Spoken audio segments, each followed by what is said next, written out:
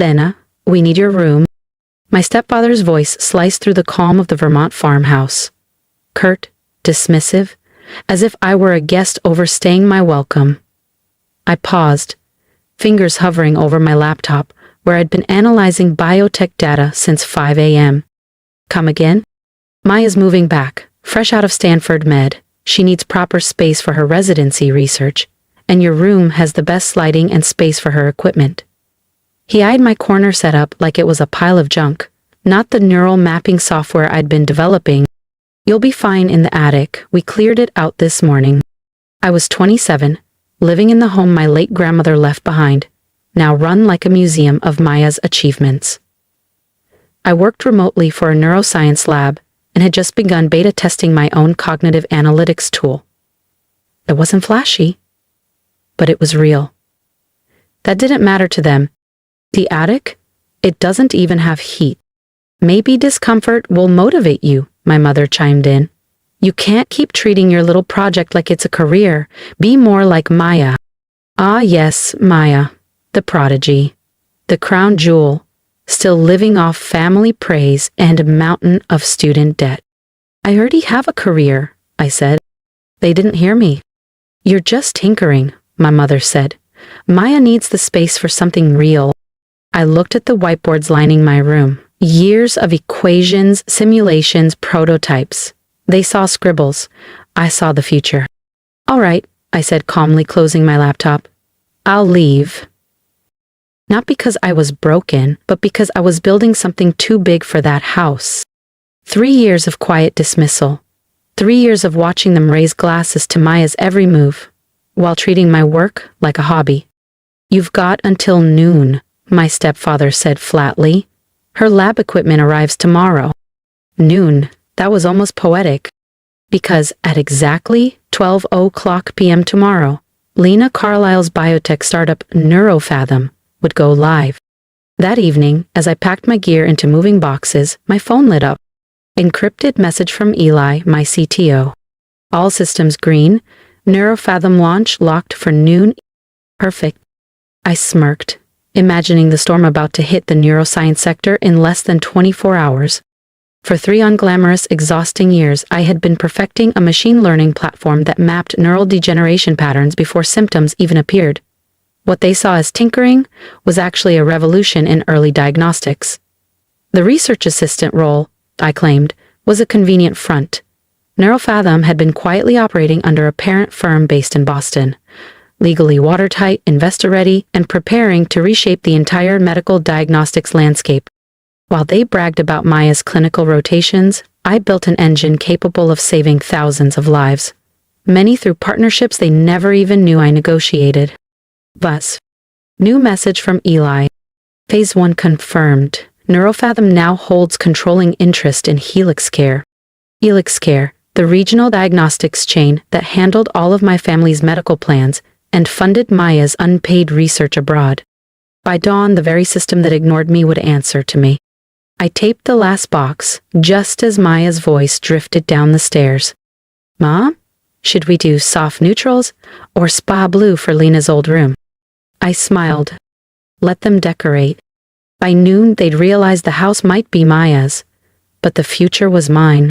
My room, my sanctuary, the one they always called temporary, a placeholder until someone with real potential needed it.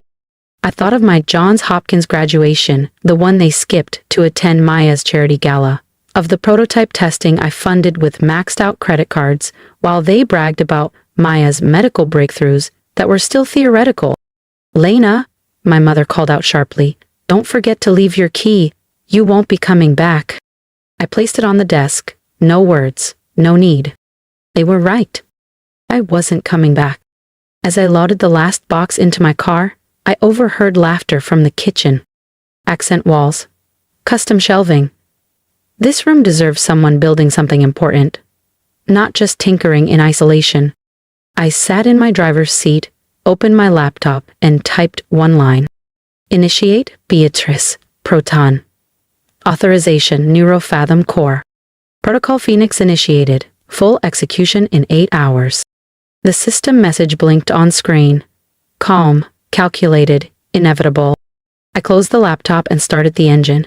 Not a glossy SUV like Maya's, but a quiet hybrid. Simple, strategic. Every detail part of the persona I'd crafted for years. Because tomorrow, they wouldn't just see success. They'd feel powerless in its shadow. I drove through snow-lined back roads toward Burlington, Vermont, where my real home waited. A private penthouse overlooking Lake Champlain, the entire top floor of the Rivermere residences. The valet nodded, the concierge greeted me by name, and the elevator rose without a stop. Up here, I wasn't the directionless one. I was Dr. Lena Carlisle, founder of NeuroFathom Labs. I stepped into my office, screens lit with global neuroanalytics. And right in the center, a glowing window. Helix Care Systems sync, 94%. Launch was near. This wasn't just about pioneering neuroscience anymore. The system we were launching, NeuroFathom's clairvoyant protocol, could detect early cognitive decline, but also patterns of clinical fraud, ghost billing, and falsified trial data. It would quietly dismantle the networks that had propped up Carlisle Medical Group for years. The same institution my mother used to funnel research grants into Maya's unregulated side projects, while telling me I needed to earn my own path. Guys, a message popped up, the family group chat. Dinner tomorrow at Birch and Stone to celebrate Maya's latest publication. Lena, you're welcome. If you've landed somewhere stable, dress nice. Birch and Stone, their country club heaven. The same place they celebrated Maya's acceptance to Stanford, while I watched from the coat check, saving tips to buy my first EEG rig. The same restaurant where, tomorrow, their corporate cards would quietly fail. Because the diagnostics network backing them would no longer be under their control. I typed a reply. I'll be there. Then I opened the encrypted file titled Project Recalibration, a full audit of every snub, financial slight, and manipulated ledger line, cross-referenced with NeuroFathom's final takeover paperwork for Carlisle Medical Group and its partner clinics. Dr. Carlisle, the executive board is assembled, my assistant Clara said over the intercom. Thank you. I'm on my way. I glanced in the mirror, no longer overlooked, no longer apologizing. Tomorrow night, as I sat across from them at Birch and Stone, I wouldn't be tagging along. I'd be taking control. They'd raise glasses to Maya's groundbreaking research, unaware their empire was already under new leadership. My phone buzzed again, another secure message from Eli. If you're ready to watch how Lena turns the dinner table into a boardroom and a toast into a takeover, make sure to subscribe so you don't miss what happens next. Phoenix Protocol, fully deployed. All systems exceeding benchmarks, Helix Care acquisition finalized. Ownership confirmed. I slipped my phone into a slim clutch and stepped through the walnut-paneled entrance of Birch and Stone, the place my family treated like sacred ground. The maitre d', Julin, looked up instantly, not at the Lena they once dismissed, but at Dr. Carlisle, primary stakeholder of the very property beneath their feet. Your usual seat, Dr. Carlisle? He asked with a knowing smile. I gave a soft shake of the head, eyes gliding toward the corner booth. Not tonight, Julian. I'm with them. I approached as Maya gestured elegantly, describing her latest honor. Research suite on the 15th floor. Floor-to-ceiling lake views. They gave me my own assistant. My mother's eyes twitched when she saw me. Lena, you came? We already started ordering, my stepfather added without turning. I had a few things to finalize, I replied calmly, sliding into the edge seat, my usual place on the periphery. Work, Maya smirked. Still calling it that? My stepfather finally glanced up, no doubt keeping tabs on Carlisle Medical Group's market position. Hope you're not freeloading, that name still means something. Before I could speak, Maya continued. The department head said I could lead clinical trials by next spring. Speaking of leadership, I said lightly, did you hear about the board change at Helix Care? My stepfather stiffened. What change? At that moment, a server approached with champagne. My mother reached for her purse.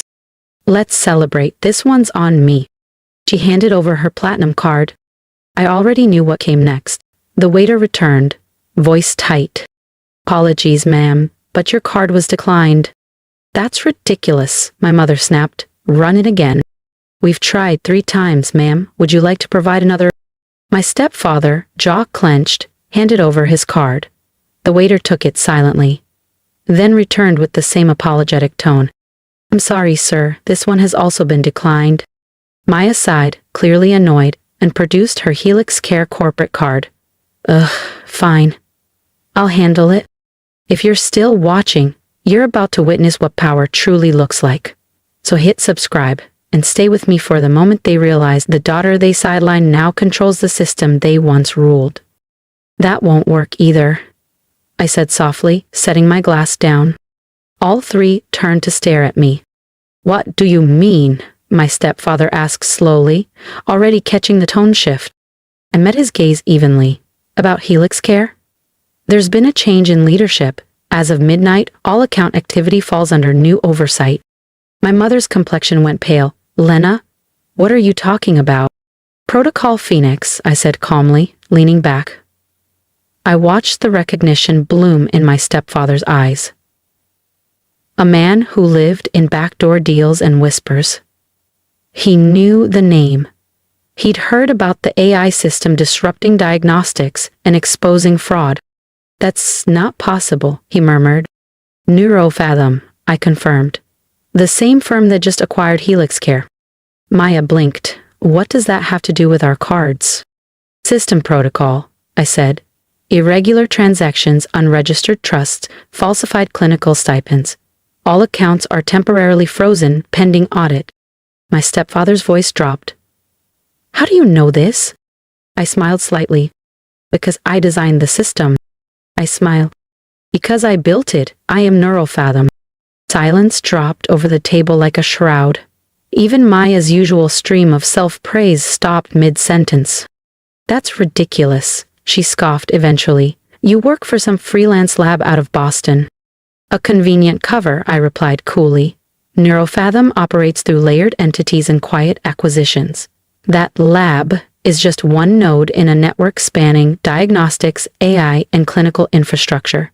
We now employ over 3,200 people across 14 countries, and as of this morning, we control every system backing your medical insurance, your grants, your payroll, and your research portfolio. My mother's fingers clenched her linen napkin. But you're just what? I cut in. Just the daughter you sent to the attic? The one whose graduation you missed? The one who wasn't Maya? I pulled a sleek, matte trip card from my clutch and handed it to the waiter. A discreet Neurofathom core emblem glinted in the corner. The champagne's on me. Actually, every meal this table's had here for the past 4 years, also on me. I bought Birchenstone in 2021. The waiter dipped his head. Of course. Dr. Carlyle. Carlyle, my stepfather echoed, stunned. You're that Lena Carlyle? I nodded slowly. The same Lena Carlyle whose algorithm you tried to patent under Helix Care last spring. You probably didn't notice, too busy spotlighting Maya's residency awards to read the board memos. Maya's face drained of color. And yes, your hospital's AI diagnostics upgrade, powered by Neurofathom, you'll be using my tech if compliance doesn't freeze your program first. If you're still watching, you've seen the beginning of their unraveling. Subscribe now. Because next, they learn what it means when the girl they ignored becomes the architect of their reckoning. I turned to Maya, voice steady. Protocol Phoenix flagged discrepancies in your trial reporting, by the way, so if I were you, I'd rethink that director promotion. My mother leaned forward, hands trembling. Lena, sweetheart, can we talk about this? We're still family. Bam. I stood slowly, letting my gaze settle on each of them. My stepfather's face red with rage, my mother's pale with shame, and Maya's frozen in stunned disbelief. Family doesn't exile you to the attic because you don't fit their narrative. Family doesn't miss your thesis defense to toast someone else's internship.